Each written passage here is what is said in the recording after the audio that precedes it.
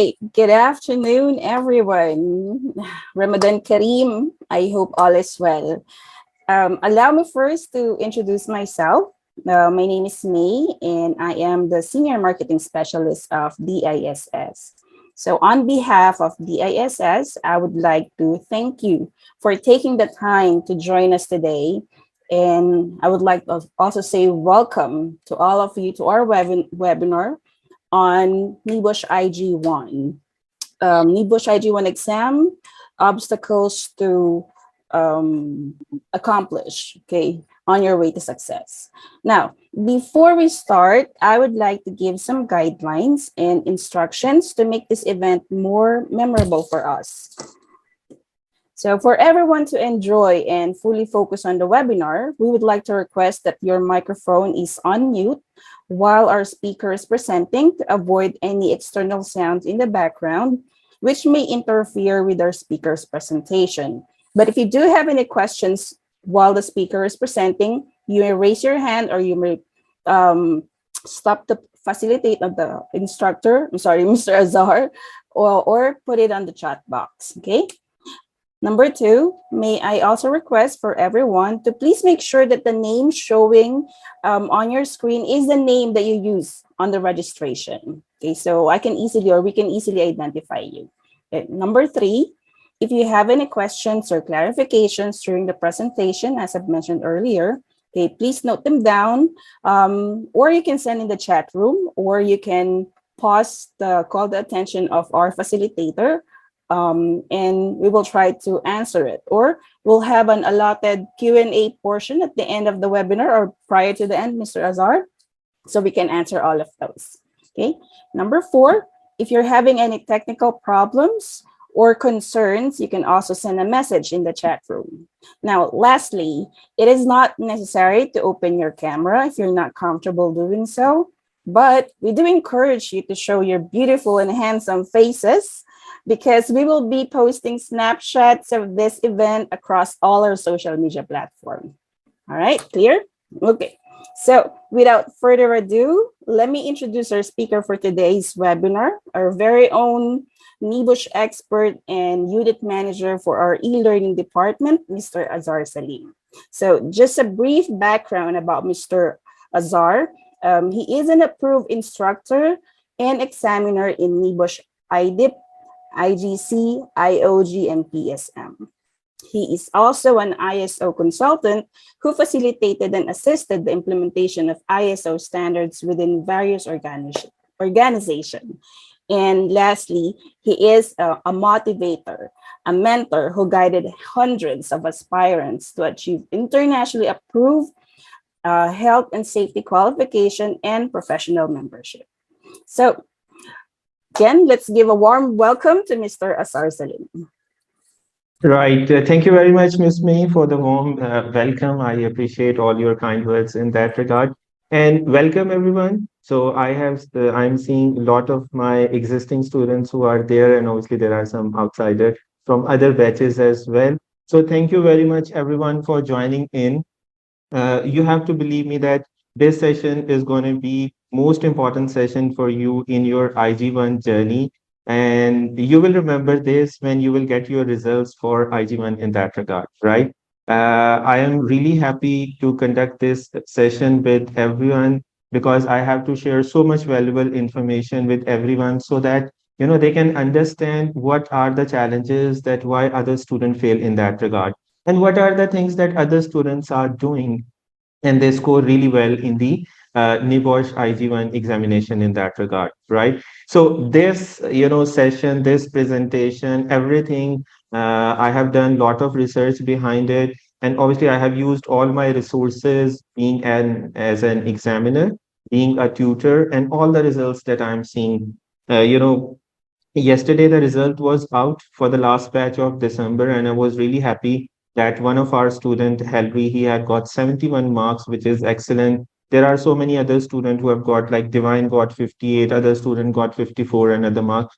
And that is the message that I have for everyone, that if you follow my guidelines, I can guarantee you that passing NEBOSH IGC exam will not be a challenge for you, right? On the other hand, if you don't understand these small things that I'm going to tell you today, it might lead to failure as well. So that is why I'm, pressing on the importance of this session, that it's going to be really important session for all of us. We are recording this session, and obviously we will be sharing the recording with everyone as well. So everybody who would have, interacted with me, they would know that I've always loved to have an open and interactive session. So I would encourage you to ask questions. If you are comfortable, you can raise your hand and you can speak in the class. If you are not comfortable, you can simply drop your question in the Zoom chat. Okay. And I will try my best to answer all of your questions in that regard. Other than that, at the end of the session, we would also be having a question and answer session just to sum up the discussion in that regard. So, all right, everyone, without waiting further on the introduction, let us kickstart our webinar. Topic is obstacles to avoid on your way to success for IG1 exam. In today's session, I will be focusing on these three topics. My topic number one would be why students fail in IG1 exam. Okay. And I have collected the material. I will not be only talking about theoretically that you should do that or the student should have done that. I will practically show you examples which led to the student failure. That is number one and the most important point that we will be discussing. Apart from that thing, the second thing we're going to focus on is the NEBOSH requirements for IG1 exam. Though I do cover all of this thing in our revision session, whenever we do that before the examination, but I will try to focus in more detailed way to help you understand all the NEBOSH requirements. Many times, students contact me, and when they know of me or when they meet me for the first time in revision session, they tell me that, okay, I have failed in 3 times, I have failed 2 times, or I have failed twice. So I don't understand that how can that be, right? So my simple advice to them is that you are not following the guidelines. You are not understanding the requirement. You might be a health and safety manager in your company, but that is what not NEBOSH requires. You have to understand the NEBOSH pattern, you have to understand their requirements, and you have to understand their examination. That is the key to success. So we will be trying to understand what all these requirements are and how we can fulfill those. Point number three is the most important one. And all those who study with me, I teach them during the session, but today I will teach everybody in that regard, right? Because I firmly believe that knowledge should not be restricted to anyone. We should share more and more knowledge. That is why our own knowledge will increase in that regard. So I will not only be sharing the problems today with you that what went wrong, I will be presenting you the solution to that thing. And that is my point number three, how to attempt IG1 exam, right? There are so many things that I keep on telling the students, but they think, okay, it's just advice, our teacher is just saying it. Like one of that thing is examination time. So when I start a course, I would tell everyone, target your exam date. So for example, you decided you're going to give exam in the month of June. What will be my advice? Take an off day on that day, because on the examination day, it might consume your maybe 12 to 14 or 16 hours. Now, those who don't listen to the advice, then they are depending on the exam day that, I should have listened to that, I should have taken a leave. Because if you are working 8 hours and then you have to sleep for 8 hours, you only have 8 hours left for the exam, and you will never be able to finish the exam in 8 hours, right? So all those things I will be sharing along with the solution so that you can understand and you can focus that, what you need to do to make it a success for yourself. I keep on telling students that there is no reason for you to fail in the first attempt. Everyone should pass, in the first attempt, IG1 and IG2 exam. And if there is some failure in IG1, we should learn from our mistake, that what was the mistake, that I was not able to explain my answer, I was not able to understand the question or the scenarios in that regard. As far as my personal introduction is concerned, I'll just take 1 minute. Okay. I do have experience of 20 plus years in the practical field. But apart from that, there is 10 plus years of experience in doing the professional courses as well. So I have been doing NEBOSH courses. And one of my own greatest learning is after becoming an approved examiner. So when you become an examiner, that is where that what is the criteria for the question, what is the right answer, and what did student did right that he got good marks, or what did he did wrong that he got bad marks in that. So I'll try to share all that experience with you in today's session. Okay. All right. So our, first topic of the day, why student fail in IG1 exam. So if I ask my participants that what is your opinion, that why do you think, what is the reason of students failure? You can please write your answer in the Zoom chat to share your thoughts that what is your current opinion that why anyone student would fail in the IG1 exam. So I will be happy to have your answers in the Zoom chat if you can please.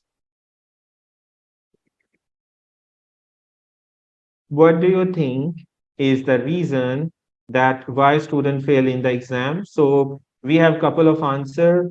Siva is saying lack of practice. That is absolutely correct. Lack of confidence. Okay. Farah is saying not well prepared. Absolutely correct. Lack of preparation, lack of study. Yes, these are correct answers, right? Not following the instruction. That is also right. So lack of preparation. NEBOSH has given you private study time that you do study IG1, but you have to do your own study as well. And I keep on telling students that they don't understand that, you have to at least study the book 1 to 2 times, element 1, 2, 3, 4 to prepare yourself. Don't just realize that, okay, I have studied once in the class and that is enough. No, that will not be enough. And there are other answers as well, like Muhammad is saying overconfidence, Arvind is saying not relating to the scenario. That is also correct. That is one of a major reason.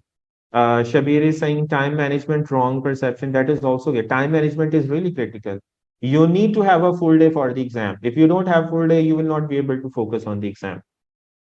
Aminal is saying the reason is not able to understand the question. Yes, that is also right. Way of answering, that is also right. So I think we have got quite good understanding that where the problem lies. Now let us try to go through it and let us try to understand these things one by one. All right. So I guess many of you have already answered this thing that the first problem that is there for student is to understand the NEBOSH rules. I'm talking about the rules for the question paper, the rules, actual rules of the exam that you have to follow while writing the answer. I'm not talking about the generic NEBOSH rules for IG1 exam. No, I'm talking about the specific rules that are written on your question paper that are there for student guidance. And many times the student might not understand it as well, right? Exam scenario. So we have to understand, the scenario that they have given. It's a situation of a company. It has got good culture, bad culture, top management commitment is there, top management is not committed. We have to understand all that. Then the questions. I will show you example, what thing is being asked and what the student is writing. So understanding of the question, understanding of the topic is also important in that regard. Marking scheme, that is where the difference lies. A person getting 50 marks and a person getting 70 marks. That is because of the marking scheme. The way we try to understand how to write the answer which can give you marks in return, not just fulfilling the requirement that I have written 10 answers.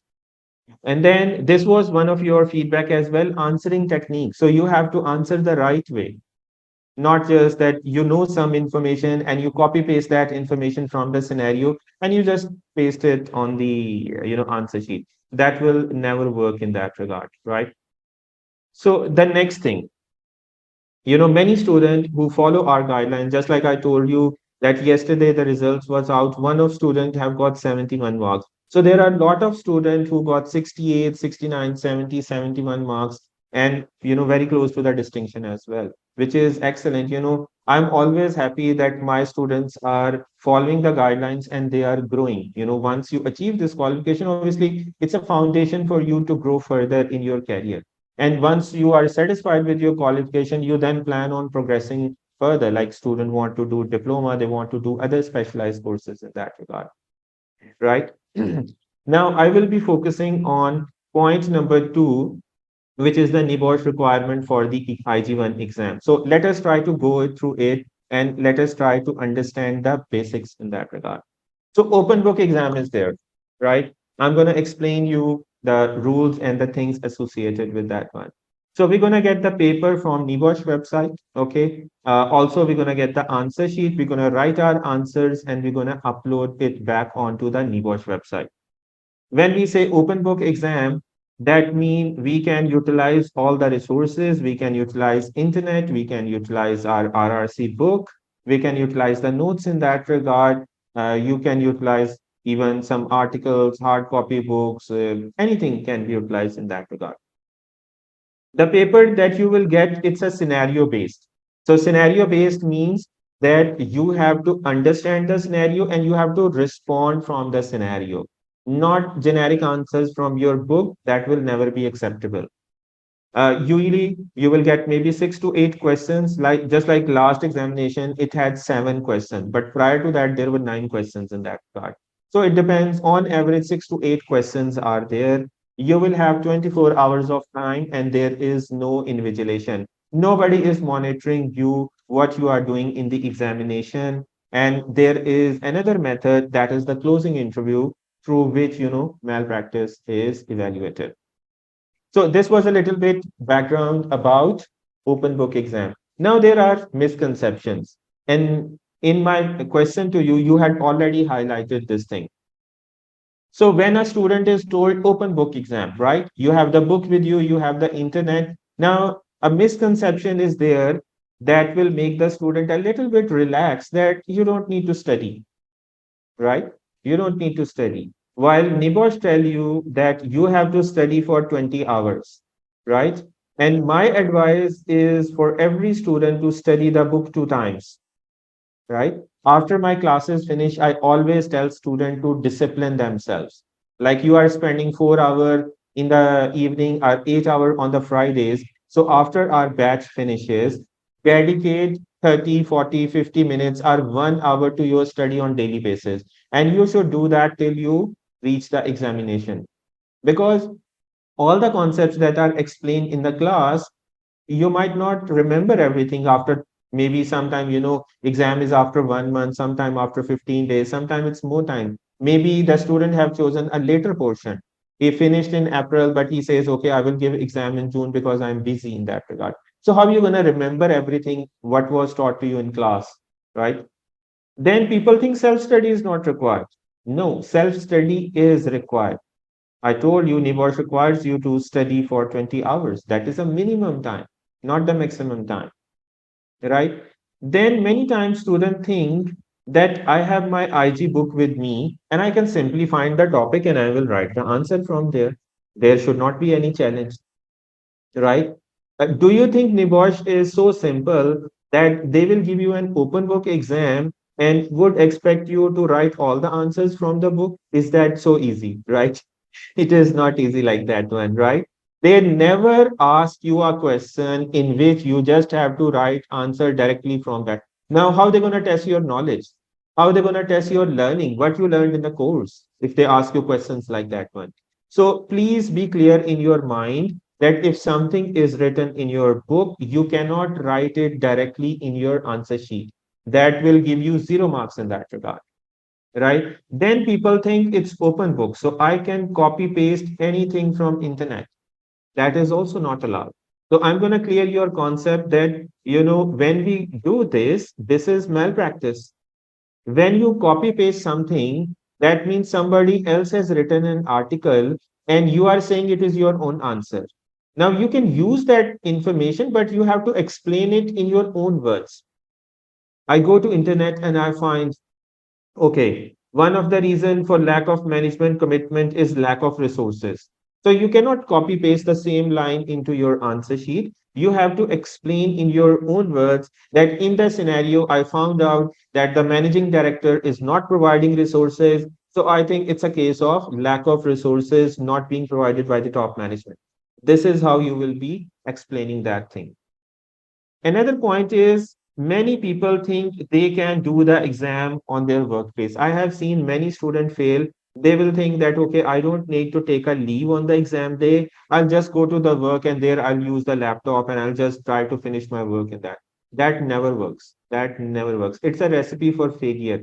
If you think that you can go to the workplace, there you will be having emails, calls, colleagues, so many distractions will be there, right? So you need to find a peaceful, quiet place where you can sit down, where you can think, where you can study, and you can write your answers. It's going to need peace for your mind in that regard. One of the students suggested that you can also get a membership of Qatar National Library and you can go there and internet is also available there and you can simply do your exam there as well. So that is another idea. Many students are living in a residence where the colleagues are there and there is so much disturbance.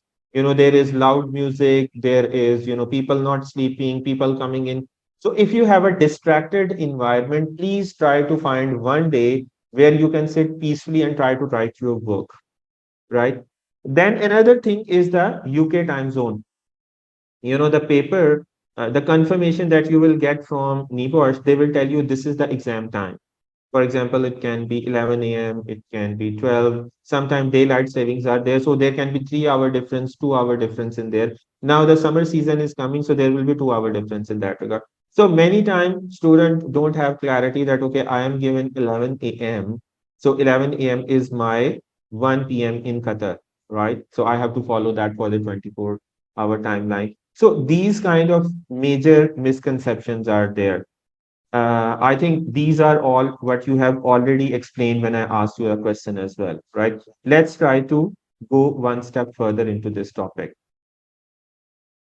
So, guys, what NEBOSH does not allow when the paper is being done, what is not allowed as per NEBOSH rules? So you have to understand it because later on, when a student is caught in malpractice, because NEBOSH will be very strict in that regard, any student whose content is copied from somewhere or they try to see that two people having the same answer, are they are using their Turnitin software to check the validity of your work, and they found out, okay, it is from some website, it is from some directly copy pasted, they might caught you in the case of malpractice, and then they will have your explanation for that case as well. I will tell you the consequences of that one. So three things during the paper, when your paper is being carried out, just make sure that you do not communicate to anyone about your exam questions, about the topics that are there. And, if you are stuck somewhere, do not seek the help of any third party. There are always people who will tell you that, okay, if you pay me this much of money, I will write your answer sheet in that regard. But believe me, when I will carry out your closing interview, I can easily tell you that you have written all your answer yourself or not. Because, just understand this thing that, I'm working specifically on NEBOSH IGC product in DISS. So I do take classes. After that, I do the revision classes with everyone. I do the closing interview with everyone. And after that, I'm an examiner as well. So I'm, greatly involved in all of these steps to your road to the success. So if somebody is involved in any malpractice or something, believe me, it can be caught very easily, even without the NEBOSH software of Turnitin, you can tell from the answer.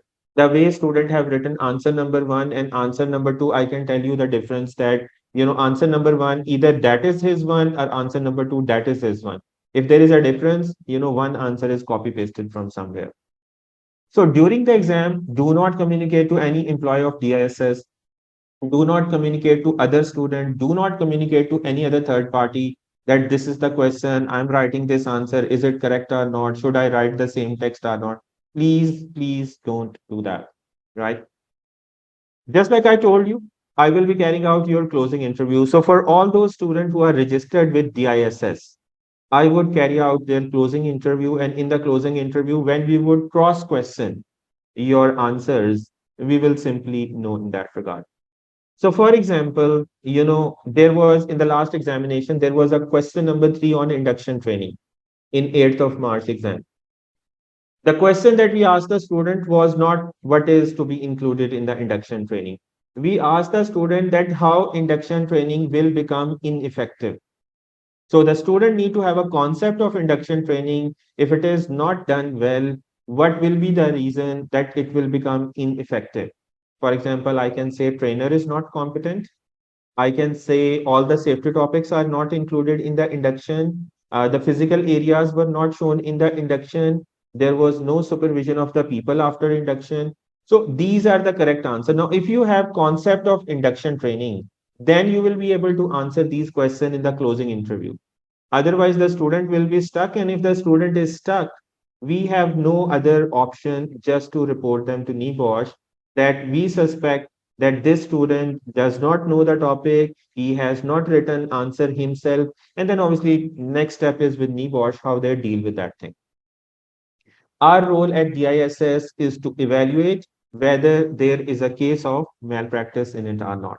And believe me, in every exam, one or two students are, they get caught in that one, right? So if somebody thinks that I can get away with that thing, that is not, a viable option. That will never happen. So I am guiding you to work hard in the correct direction. So you don't have to use any other means in that regard. Never think of any other means, when you are working correctly, when you are working hard on the right direction. So guys, I'm showing you two answers that is from an actual exam, right? So if you see answer number one here, I will ask you a question. This is a question 4B. The question is that why incident investigation is required. Now the student has written this answer, but I have given 0 marks to that one. What is your opinion why the student would have given 0 marks while the answer is okay? Theoretically answer is correct. Why we investigate accident? To identify the root cause, to prevent any breaches of law, to comply to the standard. But what is wrong in it? Can anyone please let me know why the student got Sir, 0 marks? in my opinion, it is that he wrote only the point which Yeah. is written in book or somewhere else, but he didn't attach the scenario and he didn't describe it clearly. So thank you very much, Animesh. That is an excellent answer that you have explained. So the student has he has written. Let me just write it here. He has written points simply from the book. There is no information, no relevance to scenario, right? And also, I think Francis have said the same thing that no explanation is there. Jack has said that he or she is not clarifying. Reem is saying no link to the topic. Yes, that is right. No relevance to the scenario. So why would NEBOSH ask you simple theoretical question which you can simply copy paste from the book? They will never ask you a question like that one. You have to use your knowledge from the scenario and write these answers, right? So, for example, in the scenario, if it was written that people are demotivated, they are not happy, then you can write point number 6 that I have found out from the scenario that lot of accident are happening, working environment is unsafe, student are not, employees are not happy with that thing. Okay. So thank you very much everyone for your participation. Let's have a look at this. Task number 1, investigating near misses. Okay. Now this is an answer of the same question from some other student. Can anyone please identify what is wrong in that one? I will not say answer is wrong. Answer is correct, but there is something else that is there. So what is Same, your sir. opinion? He didn't write point wise Yep. and just clearly he write as the same as a paragraph, and it is very difficult to point out uh, what sort of point, how many point for each mark he writes. Yes, that is excellent. So thank you very much, dear, for your input. So point by point answer need to be written. So if that was 10-mark question, a student have written in paragraph. Now, when you write in paragraph, the problem is how you're going to identify you have written 2 points, 3.4, 5, 6, how many points you have written. Examiner will check it. For example, if I'm examiner, I will say this information will help the company reduce insurance premium and assist. So this is 1 point. I will give him 1 mark on that one. Okay. Now, the next thing he is saying that will help in improving staff morale. But he has not explained, for example, how that will happen. So I will not give him this thing because writing these 3 words, improving staff morale, is just like writing this thing. So even in paragraphs, you are not sure you have properly explained the point or not. So the problem is not only just the paragraphs, you have to write point by point. If I have a 10-mark question, I will try to write 10 to 12 points in that one. That will give me 110% chance that I will get full marks in that one. Right? So everybody clear on that one? Let me move on to the another thing. All right. So I am asking you another question. This is a practical question that is there in this exam, 8th of March exam. That is a question from that one. So if you see the question is element 1, topic is 1.2, regulating health and safety. Question is about obligation of the employer. What are the responsibilities of the employer? And they have asked us to evaluate recommendation 10 and write 12 points from there. Now, the student have given a very good introduction, right? That very good introduction is there, but that will give 0 marks because we are not writing essays. We don't need to write anything additional. That is not required. This is the answer that you have to evaluate, and you have to tell me why student get 0 mark in that one.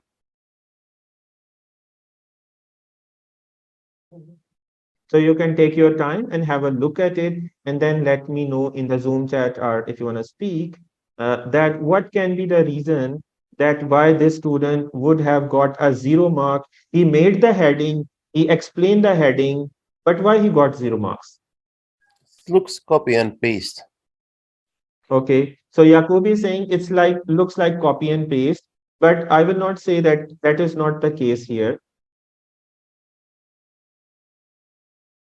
All right, so let me try to see. We have not connected with the scenario. No, Shabir, we can say that it is not connected to the scenario, but there is one another major reason here.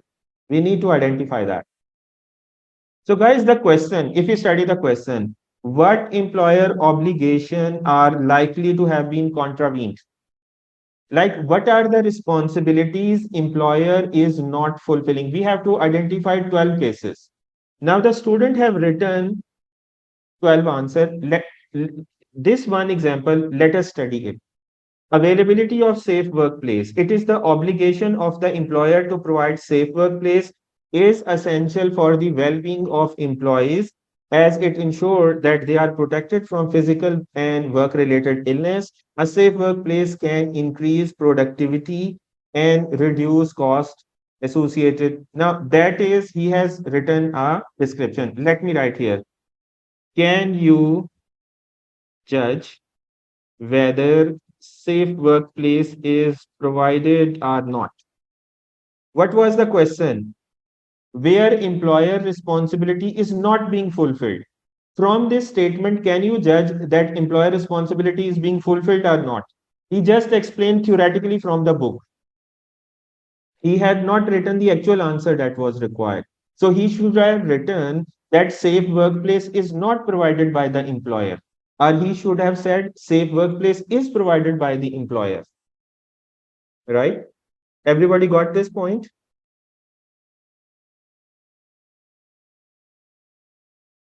Yes, sir. Yeah. So guys, please understand, this is one of a very basic reason that students fail because they don't write what is being asked. And when they get the result, sometimes they are angry, right? Just like Brian have identified, contravened is the main word. So if I have to highlight the scenario, I would highlight this word contravened, which means compromised, not fulfilled, non-compliant. So I will try to identify 12 situations where employer responsibility is not being fulfilled, right? So examiner is not asking me to explain what is employer responsibility. He is asking where it is compromised. Explain me that. So we have to focus on those points in that regard, right? So guys, I will be moving forward now. So we have seen some examples. Now let us try to focus and understand the marking guideline, right? So whatever guideline I'm explaining to you, it is directly from the, uh, yes, Farah, you are right, that it should be written in points along with the explanation. That is correct. So the guidelines I'm showing you, this will be written in your question paper as well. I'm explaining you right now, and I do explain to everyone in the revision class as well, because I don't want you to consume time on the exam day on that one. So you should be aware of it and you should simply follow it. That means on the exam day, you just study the scenario and just start writing. You don't need to read the guideline or everything in that regard. So, guys, what is point number one? That is the golden rule to success. Answer to be wholly or partially from the scenario. That means if you are writing something outside the scenario, you will get 0 marks in that one. That will not be acceptable. That is the first point. You should always remember writing each and every point. Do not write generic statement. Do not write theoretically from the book. Do not write from internet. Focus on the information in the scenario. If you overlook this thing, even your point might be theoretically correct, but you will get 0 marks in that one.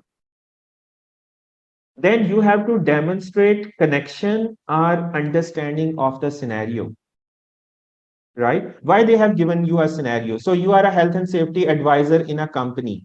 You go into the company and you see the situation. You say that, okay, they have got a very good safety management system. Or you can say, no, they have got a really bad safety system. Their management is not committed. They are not providing training. They don't have induction. They don't. So you have to show your understanding, just like you are physically going in a company and you are seeing all the positive negatives, right? Just like, we play online games and it is like we are in a 3D world and we see our enemies and we are fighting and we are doing this and that. So imagine yourself that you are a safety person who is going into a company and you are seeing all that information. Now try to imagine the company and then write the answer, right? Then please understand 1 mark is given to each correct technical point. That is why I say write in points so that you can evaluate yourself. I have completed the paper for 20 marks, 30 marks, 40 marks, 50 marks, 60 marks. This time around yesterday, two students failed. One got 44 and one got 43, right? Now imagine you becoming so close to your destination and you are left with just 1 marks in that regard, right? So yes, Jack, you can quote directly answer from the scenario that the MD said it is a waste of time to do investigation. You can quote it that MD said in the scenario it was a waste of time. So I'm saying it is lack of management commitment. You are right in that one. So, guys, imagine yourself getting 44 marks. And after that, students are always after me. They ask, okay, sir, can we do the rechecking? Can we go for the EAR? Can we do this? Can we do that? And I tell them, okay, relax yourself. Okay. Understand the examination process. So there is an examiner who checks the paper. That is number one check. Number two check they have is that uh, double check the paper having 44 marks. That is a standard NEBOSH instruction. If I'm an examiner and I mark a paper having 44 marks, I have to check it 2 times. I cannot mark it once, right? That is the first check. The second check, they have a QA lead who will counter check the examiner and their marking. So, for example, one person check 20 papers. So they will select 3 papers out of that 20 and they will cross verify that what is his marking level. Is he satisfactory? Is he not? And then there is a manager level check as well on every examiner. So if somebody would ask me and say that, I have got 44 marks. Should I go for a recheck? My answer is a straight away no. It's a waste of time and money. Your result will not be revised because already there are 3, 4 checks on it to make sure the results are correct. Instead of telling NEBOSH that you did not correctly check the paper, why you are not focusing on yourself, that why you got 44, why you did not got 60 marks, 55 marks, 65 marks, why you did not write more, why you did not write correctly. So that is the thing that I would advise. So Muhammad is saying, I have imagined that being at the company, so for that I can write my answer on that way. Yes, you can. And I will tell you later on, I will come to the scenario part. We are just discussing the grounds for the success and failure. When we will go to the solution, I will explain to you each and every point. So guys, the last point, avoid writing too little and single word answer and bullet points. There is a clear cut instruction written that examiner should award 0 marks to the if you write too little and if you write single words or if you write bullet points in that one. Without explanation, 0 mark. Explain from the scenario, write in detail, show connection to the scenario, and write proper point that what is the point that you are trying to establish, right? Don't write too little. Just like the scenario that I showed you earlier, this 4B, the first question, even if this is theoretically correct, this is too little. You cannot accept it. Like you say, data gathering. Okay, data gathering it is. But what's the purpose of data gathering? Why we would do that? Why it is linked with incident investigation? You have to explain it. All right, guys. So let me move forward now on the marking guidelines. So one tip is no negative marking. So that means I will recommend you to write extra points. If there is a 10-mark question, you should write at least 2 points extra. That means you can write up to 12 points in that one. Okay. Then you can write extra points. So if 1 point is incorrect, still there are chances that you will get full marks. If you have written 10 marks and 2 of them are incorrect, or 2 of them are repeat points, you will not get many marks in there, right? So that is why if you write extra, there is always a good chance that you will get good marks, okay? So guys, marking guidelines, now I'm going to talk about it in a little bit detail. So student number 1, he has written this answer, lack of training against any question. For example, it was negative culture of a company, right? So do you think if a student write like that one, that is acceptable?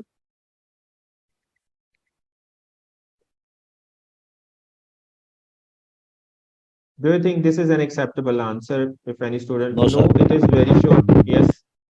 It does not say anything. What about this one? Now, the student is saying lack of training as employee was not trained. Do you think that is appropriate or not? No. Not true, sir. Yeah. So this answer is still not acceptable. Why? Because student have explained the lack of training, but he did not relate it to the scenario. So we need to write in detail plus scenario. Without scenario, answer is not acceptable. So both of these answers are incorrect. So the correct answer would be like this one, lack of training as young worker in the scenario was not given any induction or work at high training, which caused the accident in that regard. I have taken this line from one of my answers for the January exam, right? In the January exam, there was a cinema where a young worker fell from a ladder and he got injured. So the way you should be writing the answer is like this one. So we establish a point that there is lack of training. That is the concept, right? Lack of training is the point or the concept. And young worker, that is from the scenario in that regard. So the scenario will have that information that the young worker did not receive induction training or work at height training. Even if I write young worker did not receive any training, it will still not be a good enough answer. Why? Because in the scenario, it is written that induction training is not being given and no work at height training is doing. So I have to write all the information or all the relevant information. Once you combine concept plus scenario, that is called one correct technical point, right? Now, everybody got this understanding that when we say one correct technical point, it is your theoretical concept that you learned in the class, that lack of training can be there, lack of resource can be there, combining it with the scenario information, and we need to write. Yes, Elias is right that we need to determine what kind of a training is there, right? So those students who have attempted the mock exam and they have got good marks in that one, they would have an idea that how I have been given marks in my answers, right? So this is a little bit about marking guidelines. So the next topic I will be talking about is malpractice. As I told you that every exam, there are like 2, 3 students who got caught in that one. So we need to have clarity what we are allowed to do, what we are not allowed to do. Okay. There are three terms to understand. One is malpractice, one is collusion, and one is impersonation. So malpractice means that you cannot use someone else's work, right? What does that mean? That means you can search something from the internet, but you have to write in your own words. That is allowed. What is not allowed is cut and paste from internet, right? That is why they have given you a word count limit. Why word count limit of 3000 word is there? They have given you this limit because if you start copy pasting from internet, 3000 words can be achieved in 3 questions because the text is already written. You are simply copy pasting it. So what you need to do? For example, I went to internet and I found one reason that insurance premium will be reduced. For example, I found out this point from internet. Now you cannot copy this as it is. Insurance premium will be reduced. My answer would be that I will say whatever the company is in the scenario, ABC company needs to adopt proper risk assessment as it will help them in reducing their insurance premium, saving them money or cost, right? So during your exam, you can do R&D. You can go to internet, you can search ILO, ISO 45000, you can see some, articles, anything can be there. Your responsibility is to identify the concept or the point. So you can identify insurance premium. Don't copy paste it. Explain the point in your own words from the scenario like that one, and you will get 1 points. This is not malpractice. That means you got the concept and you have explained it in yourself. How you can explain it? If you have the concept yourself only, then you will explain it, right? So if you copy paste it, that is a clear cut case of malpractice. And many students are stuck in that one. Then there is collision. So I told you that NEBOSH does not allow to talk to DISS employees. Your colleagues are learners in the class, and third party, which can be any outsider, family, friend, colleague, anyone who say that, okay, I will help you to write the answers and everything in that way. That is collusion. The third thing is impersonation, asking someone to write your answer. Some students, they try to find easy way. There was one student, I will not name him. I did his interview last year in 2022, and I failed him in the closing interview because he did not knew a single word that was written in his answer sheet, and NEBOSH failed him. So they said his result is void. He did the second attempt, and unfortunately, he repeated the same thing. He failed again. Now, third time around, he did examination in January now, and he cleared the closing interview. So third time, he now understands that I have to study, I have to learn, and I have to explain the concept in the closing interview. If you are not able to explain the concept in the closing interview, you will be stuck, right? So why get yourself into trouble? There is no benefit in that one. right? It will create a bad name, not only for yourself, but for ours as well as our institute. It is my responsibility to tell each and everyone that, this is right and this is wrong, and to guide the student in the class what is allowed and what is not allowed.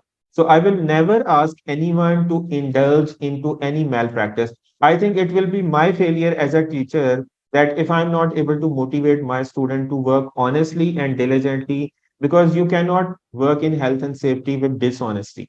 You can get a certificate, but you can compromise someone's life in the field. So then, can you face yourself for the rest of your life if you are responsible for someone's death or someone's, permanent disability? You can't face yourself. When you do the exam, there is a declaration. You have to check that I am submitting my own answer. It is written there. You have to check it. Without that check, you will not be able to submit your answer. And once your answer is submitted, then they have a software Turnitin through which they would evaluate the plagiarism. And they will tell you that okay, it can be maybe 5%, 10, 15, 30, 40. It can go higher. So the minimum percentage you have, that is a good one. Honestly, I don't have exact idea what is the percentage on which they raise the flag, but my experience tell me that is 15 or more than that. If any answers, it is 15% or more matching with the different websites or different articles or with someone else, they will ask a student for an explanation in that regard, right? And then obviously the person who is doing marking, they submit their report. The person who is doing the closing interview, they submit their report. So they have got a quality mechanism to cross verify that whether this is true or not, right? So I would request everyone to write in their own word, in their own language. Because, just like I told you, as an examiner, I can tell that, okay, this student have written answer number one like that one, and then answer number two is different or similar in that regard. So this is it for the malpractice. Then, guys, this is what you get. So this is the recent. So some student had received this letter, and after the investigation, when a student is find out, normally what they do is they will void the paper, and they might give a ban on the student for 2 years, 3 years, up to 5 years as well. So do you think this risk is worth taking? You have spent your time in the classes, you have done the exercises, you have done the study, you have paid the money. You had set a target for yourself that okay, I'm going to complete IGC and I'm going to become a safety officer, I'm going to get promoted, or I will get a better job in that regard. So do you want to pursue that target, or you want to get involved in something that can take you away from that target, right? So that is why I keep on telling students that we should not indulge in any activity that is against the NEBOSH rules in that regard, right? Next, guys, I'm showing you a picture, and we are now starting a topic submission of your answer sheet. So can you identify any problem? This is a picture of a student's answer sheet that he has submitted. What is the problem here? Sir, the winner name and the Okay, NABOSH winner number, winner right, partner name was not written. right, So there is an okay, error over there. right. Okay, thank you very much, Benzer. Yes, sir. So, guys, the problem is not the name. The problem is the answer. It's all empty. Instead of your answer sheet, the student has submitted an empty sheet. And this is again a problem. One or two or three students every time at DISS, they make this mistake. And, we can't help them. They will simply fail. And then they will have to pay 800 reals again and get registered, study again, and do the exam again. This is just one small mistake, right? It is just like crossing the finishing line. You have done all the hard work, you have written the answer, but the answer sheet you are submitting is an empty one.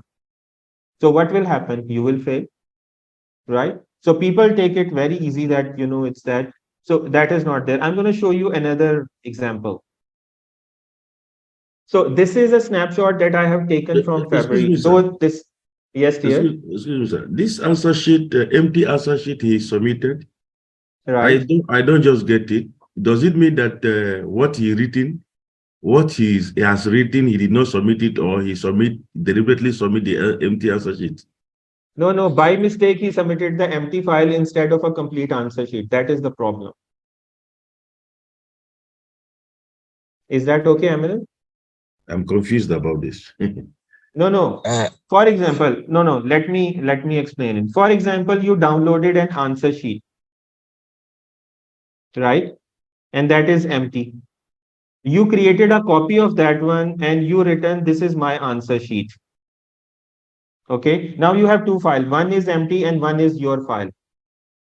By mistake, instead of uploading this file, you uploaded this one. And that happens because when students don't change the file name, they think it is empty and they simply upload it, right? Let me just show you by a clear example as well. I'll have to stop the presentation. Just one moment. So guys, when you get an answer sheet, the name will look like this one, right? The file I have highlighted, this is an answer sheet. It is IG1 under IGC1 23 English OBE V1 answer sheet in that regard. Now, you created a copy of this one and you started writing. Now you have not changed the file name. And instead of this one, you submitted empty one. What will happen? You think you have submitted the right answer, but you have not submitted the right answer. That is why I keep on telling students, once you download the paper, change the name. Yes, thank you, Muhammad, for writing that one as well. This is what happens. This is a very common thing that happens every time. So this is, guys, another example, right?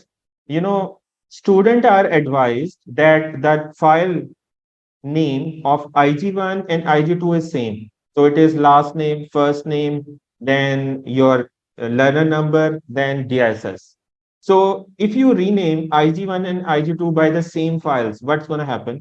You can make a mistake of uploading IG2 exam instead of IG1. So this happened in February. This is not a DSS student. Okay. This is not a DSS student. This is another one. But this is a mistake I observed and I wanted to share with you that this thing should not happen. And this thing happens because we ask the student to have the same file name for IG1 and IG2. But you should have separate folders or some identification to make sure that your IG1 is different and IG2 is different, right? So guys, what normally happens is that incorrect file is there, empty file is there, or student failed to submit. So I have copy pasted two text here. This is a text of the student to me on my WhatsApp on the examination day. Sir, I have failed to send the paper on web, right? I am scared I have submitted an empty file. Is there anything I can do? We cannot do anything.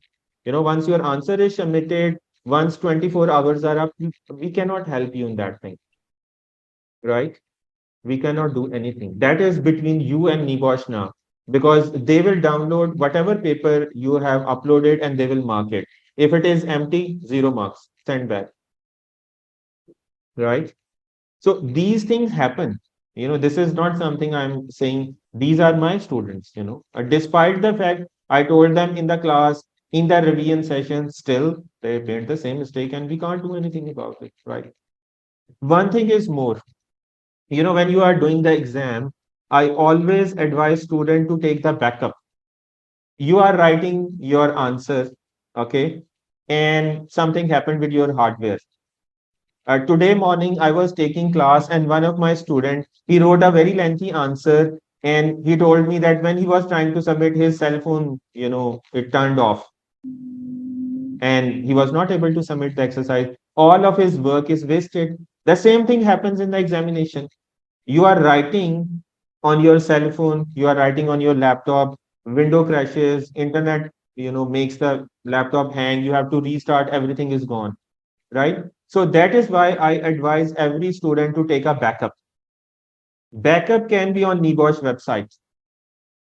You can write your answer number 1, upload your answer. You write your answer number 2, upload your answer. You write your answer number 3, upload your answer. In that way, Okay. In that way, your answer is already with NEBOSH. Amol, please don't use annotations. That is for me. You don't have to use it. Okay. Another backup option is your email. Okay. If you have written question number one, take a backup in your email. Send the file to yourself. So if your hardware crashes, if your laptop crashes, cell phone crashes, you have a backup in your email. You can use external hard drive. You can use a USB. You can use one drive. But do utilize any means. Otherwise, for example, imagine yourself that you have written 7 questions after 10 hours. Now, if that paper is gone, do you have the energy to write those 7 answers again within the next 10 hours? That is not there. And I have seen many students, they do that. I can show you the snapshots. I am maintaining a file at my end. So whenever this kind of a problem I see, and it's sadness and frustration for me as well, that why he does that when I have told him several times not to do that. So I maintain a file of all the screenshots like that one, just for the purpose of learning, so that I can communicate to the student that don't do this kind of things. Okay. Then, guys, this is happiness. This is joy. Your answer is submitted to NEBOSH. You should be happy. This green banner that you have successfully submitted your answer sheet. This is a sign of joy, pure joy. I am as happy to see the screenshot as my student is. So on examination day, everyone will be sending, sir, I have submitted, sir, I have submitted. And I'm really happy that thank God his work is done. He has finished the cross line. Now it's up to NEBOSH and the examine answer sheet that how many marks will be awarded to them in that regard. Right? So guys, these are the things with the NEBOSH requirements. Next thing is how to attempt the IG1 exam, right? This is where we're going to talk about the solutions. So the first 1 hour we have focused on the problems and why they occur. Now we will focus on the solutions. So if I ask you as a layman, you are giving NEBOSH exam, okay, in May or April, what should be your approach? How you going to attempt the exam? Can you please write it in the chat box that what will be your approach for writing the exam?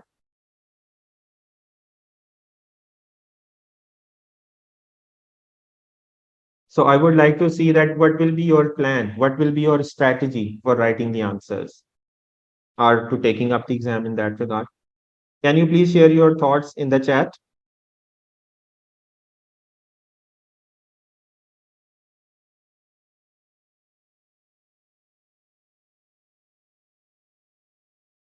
Yes, Aminal, we are recording this and that will be available on the DISS YouTube channel. So you can go to the YouTube channel of DISS and you can watch it there.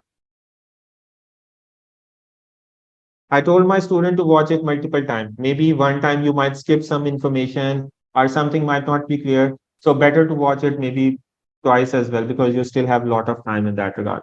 So Charles is saying, I will read the scenario several times to understand it and more. That is perfect. Jack is saying, I will read the scenario 2 times. So 2 times is good enough. Minimum 2 times. Don't just, so my advice to student is read the scenario 1 time and second time highlight the information. I will talk about it in that regard, that how we should attempt it. So if you is saying start the question with big marks like 25 mark question, 12 mark question, that can be one strategy. Yes, that is right. So that you use your full energy on the maximum mark question, and even if you are exhausted afterward, so the less mark question can be updated. So Arvind is saying underlined important things, negative and positive. Yes, that is correct. That should be the right strategy. So it's good. That means we are all thinking in the right direction, how exams should be attempted. So Jude is saying pick up silent points and develop your answer. Okay. So guys, let's try to go through this now. So first, I'm going to tell you general guidelines in that regard for exam because I'm covering the whole topic, not just to write the answer. We are talking about the whole examination, right? So I will try to give you advice on each and everything. So guys, the first thing is to check your NEBOSH login.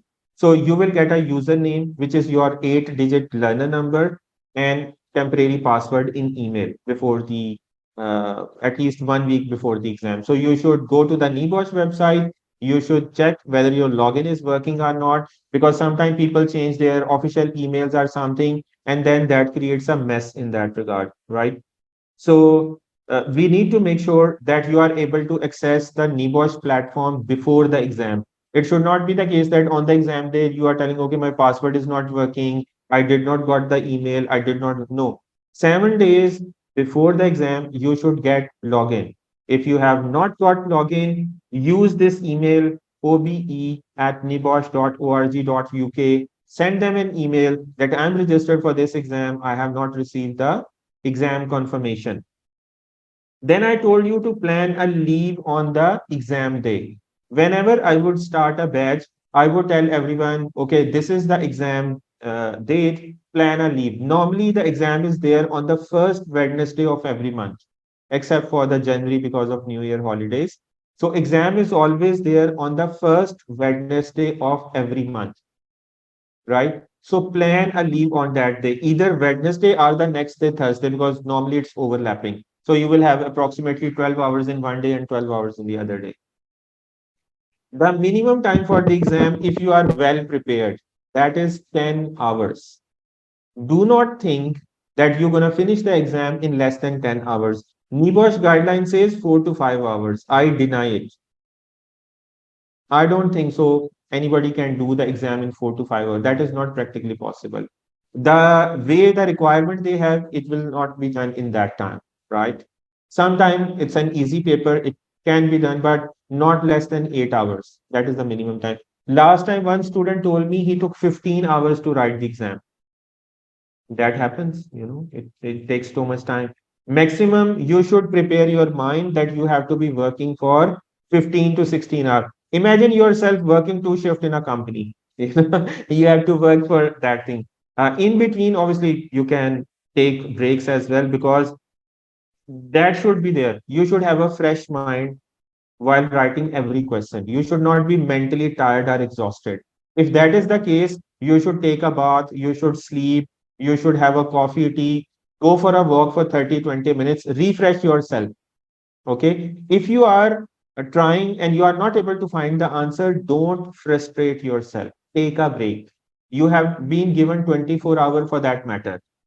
Even within the 24 hours, imagine that you have to sleep for 8 hours, right? You have to eat and bathroom breaks and everything. So maybe 2 to 3 hours for that one. Then you have to eat and other thing, maybe 1 hour for that one. So the remaining hours are 13. So you can understand yourself that you have to finish the paper in this time. A 24-hour does not mean that 24-hour you will be up. If you stay awake for more than 10, 12 hours, you are mentally tired. You cannot concentrate. You cannot think on anything. And that is where students sometimes get frustrated. And I can tell you how they will get frustrated from checking the paper. Their question number one, very detailed, very thorough, extra points. And when you go to question number five, it is just bullet points and the answer is incomplete. So you know that student have been writing very well, but when he got tired, his answer, they changed in that regard. And that is human, if we are not expecting you to be robots that you can work on 16 hours a day. So that is why I'm requesting you to plan a leave on the exam day. If you get 2 leaves, that is perfect. Plan your time that you need to have breaks in between. You cannot continue working for 10 hours because you will be mentally exhausted, right? Then this is really important.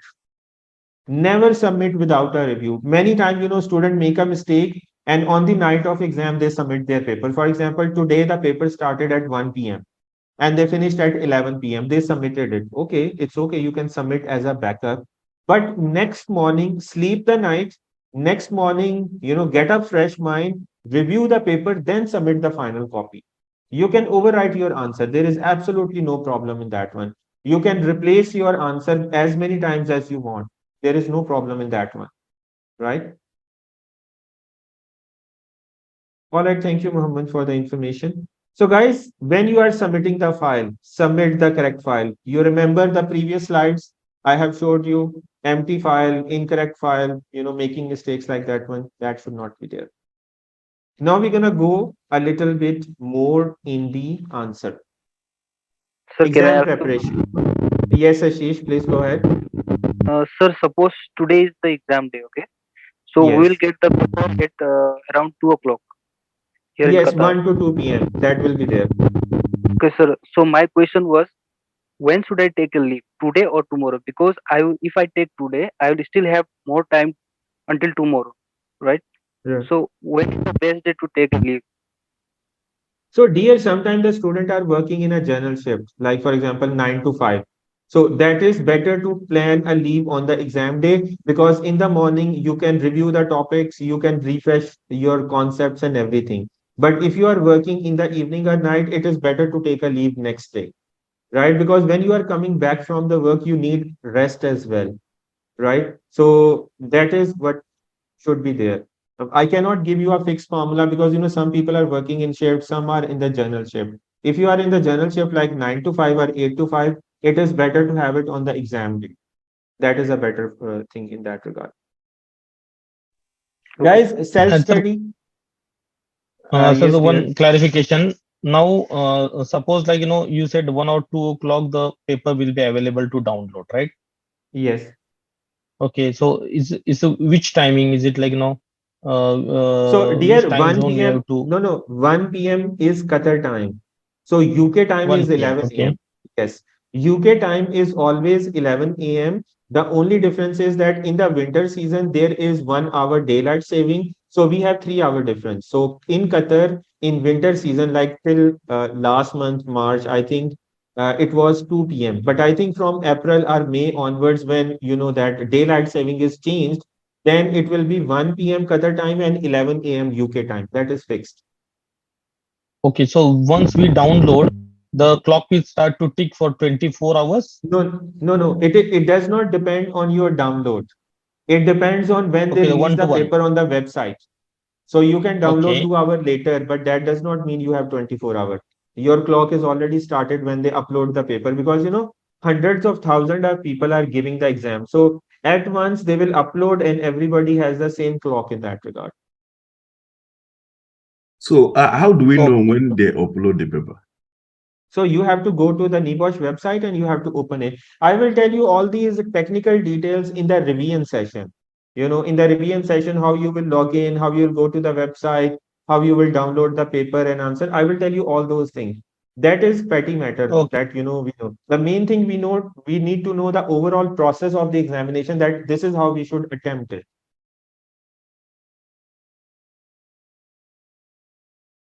Yes, Shabir, that will happen. I told you that, maybe till April or May, there is daylight saving. So there will be 3 hour difference. UK time will always be 11 a.m. But in Qatar, it might be 1 p.m. or 2 p.m. So I would keep on telling student that after 1 p.m., keep on checking the website. And, whenever somebody would get it, they can share the information on the WhatsApp group that, paper is out, everybody can download it. So it should not be a challenge for anyone. So guys, Sir, this is can I the ask? thing. Yes, Ashish, please go ahead. So, sir, as you told us that we can keep a backup of our work. So Yes. my question is there is for each of the question is there separate answer sheet or there is all by once? No, dear, you will replace it. Your file is only one, right? It's a different version. For example, one file you created till 2 p.m. That has answer one. Then one file you created till 3 p.m. It is the same file. You can replace the same file on the NEBOSH website. There is no problem with that one. You don't need to create separate copies. One file can work. Okay, sir, got it now. So I Thank have you. a Yeah. question. Yes, Stephen. Um, do we submit a G2 the same day? Because No, that I is got an normally email okay. Yeah, saying you we must should have got submit by an 10. email from NEBOSH in that regard. So, guys, since you are all asking question in that one, I'll just show you a quick thing. So, basically, guys, we have done NEBOSH planning. So, NEBOSH planning is that there is an annual calendar that we have. Some of the dates that are there from NEBOSH and some of the dates are there from DSS that we have planned. So, for example, next exam is on 5th of April, then 3rd of May, then 7th of June, 5th of July. These are all the IG1 exam dates. If you want to note down the IG2 details, the IG2 for April is 9th of April because this date is given by DISS. NEBOSH will say to you that it is the same day. But DISS, we always give students 3-4 days extra. So after IG1 exam, they can review their IG2 and then submit, instead of pressurizing them that on the same day they have to submit both, right? So on 5th of April, just focus on IG1. After that, you can submit it on maybe 6, 7, 8, up till 9. 5 p.m. till 9th of April is the due date. Sir, what if I say I will give the exam on 3rd May? So you are giving on 3rd May, you cannot give on April. because I told you in the morning that your mock exam is not yet done, right?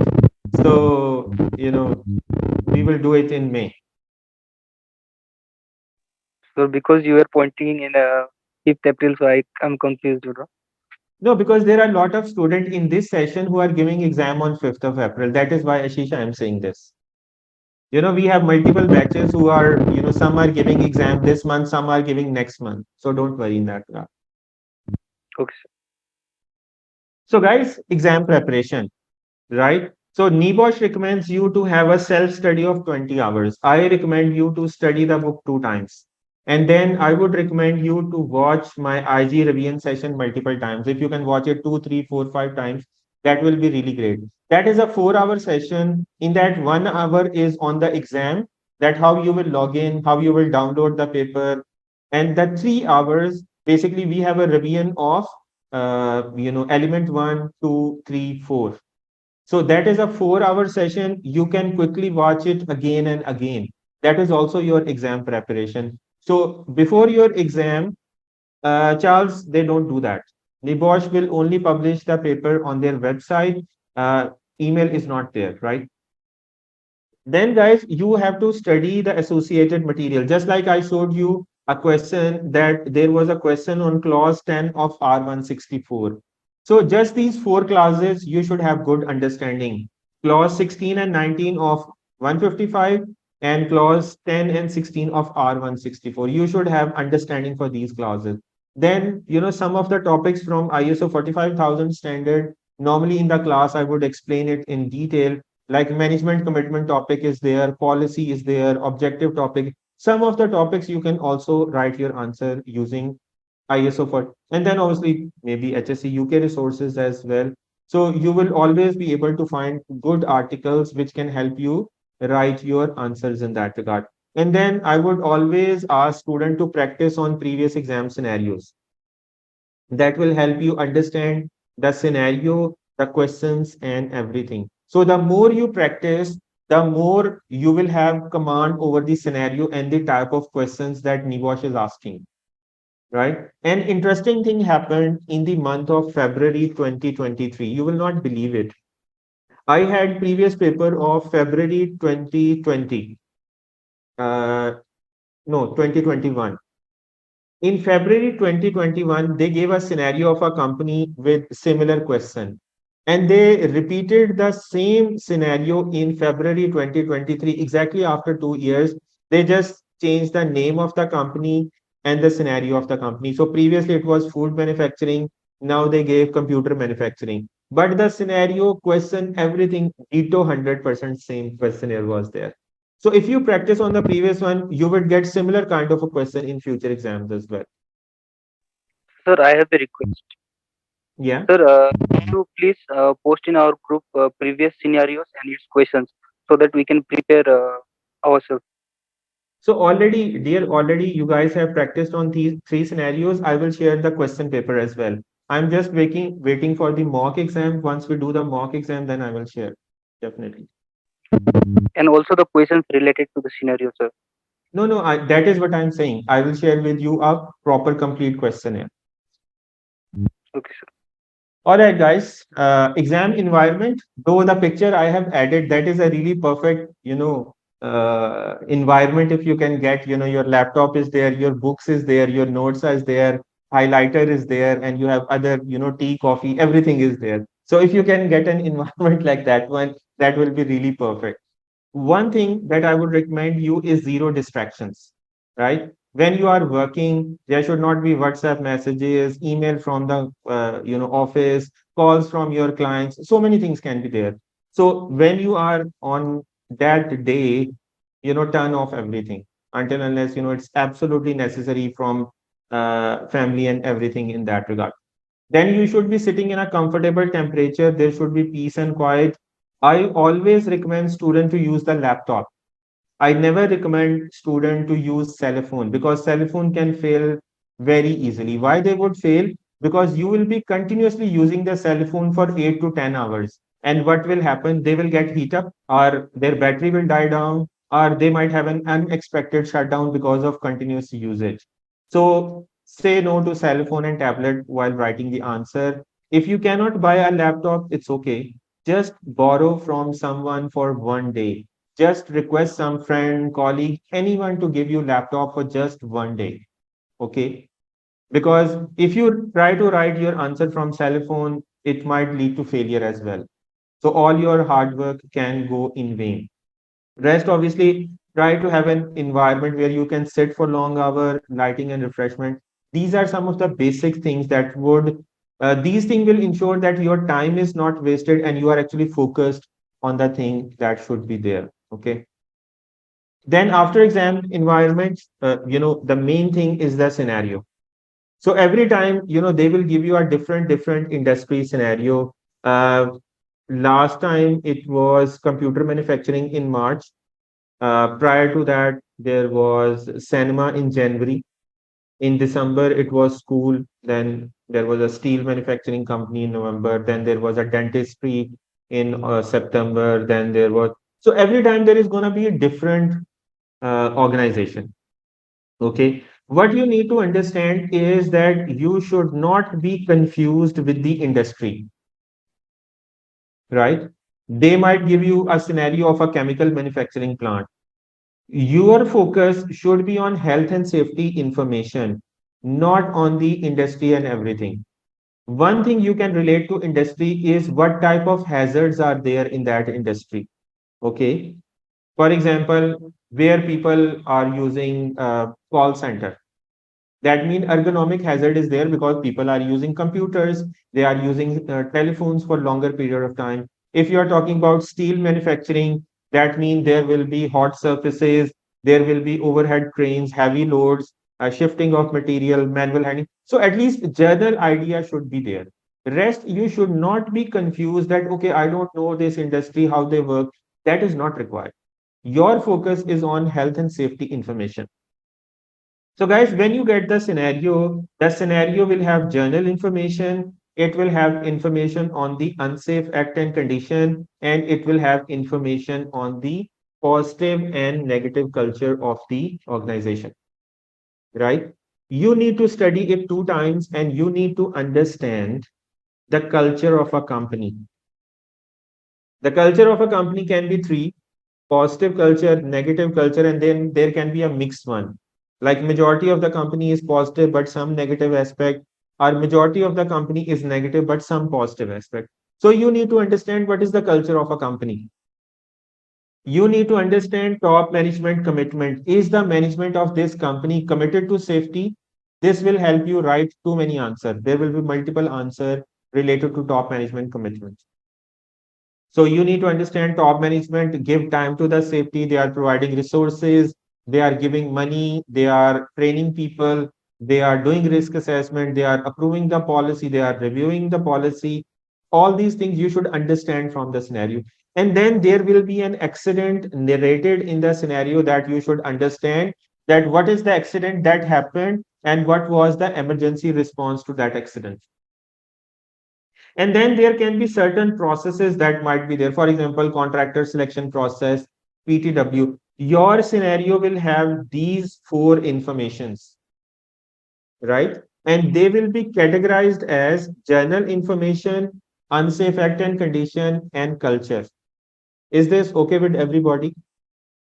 Like when you are studying the scenario, you are imagining that what is the culture of this company. It's a really good company. They have got a good safety system. No, they have got a bad safety system.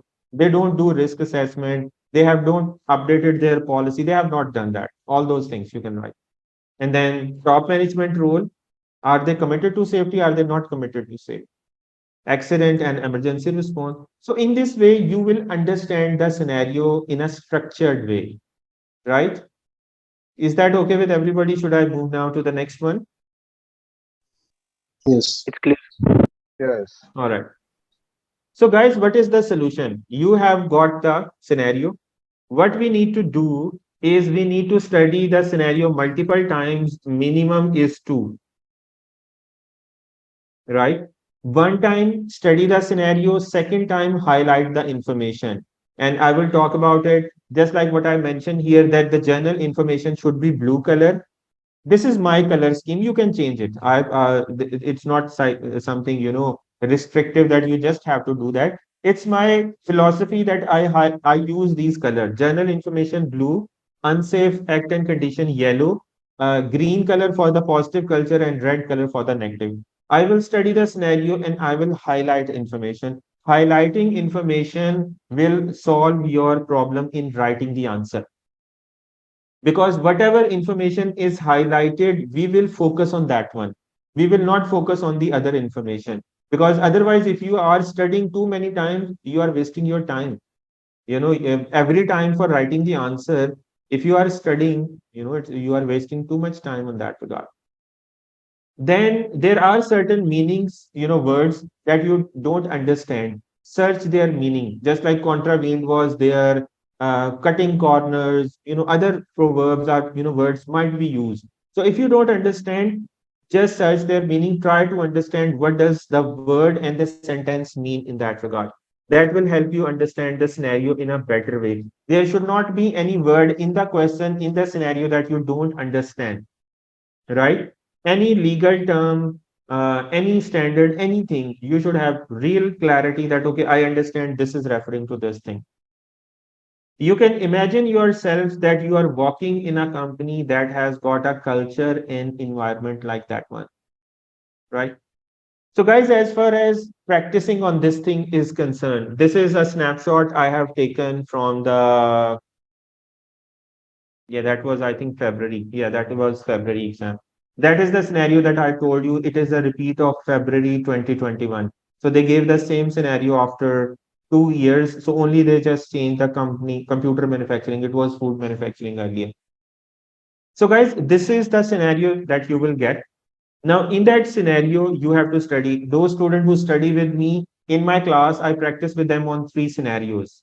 So that will help them to prepare well, right, for this thing. So just like if I start studying, you are a health and safety advisor, that is a journal information. You have 150 workers, that is a journal information.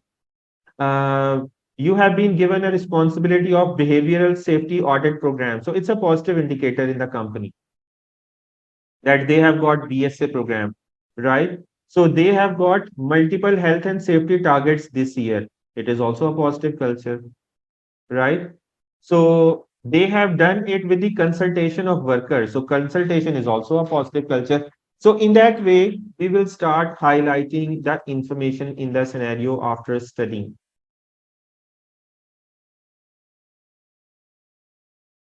Julius, please understand, and everybody too. Guys, we are highlighting information on the question paper. You will get two documents. One is a question paper, one is an answer sheet.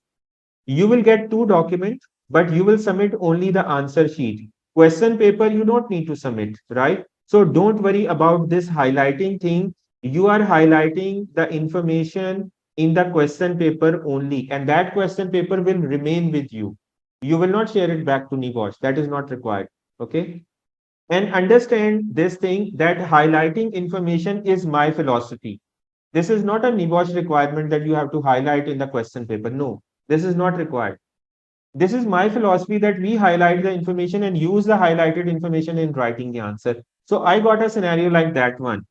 How my scenario would look like? It would look like this one. So you can see the same scenario and you can see the journal information highlighted in blue color. I have highlighted there was a health and safety advisor, computer manufacturing company, 150 employees, board of 6 directors, 10 observers. So in that way, I have highlighted journal information. Then the positive information, BSA program, objective, consultation. And then the red information, the negative culture, are the negative points for in regard to SIT. So for example, what is the use of that information? So if they ask me a question, comment on the